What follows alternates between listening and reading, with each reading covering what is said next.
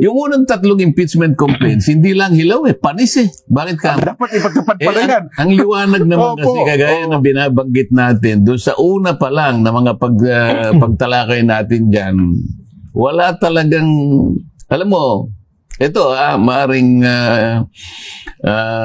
magdamdam yung ibang makakarinig, lalong-lalo na yung mga kasamahan ko sa House of Representatives dati. Opo.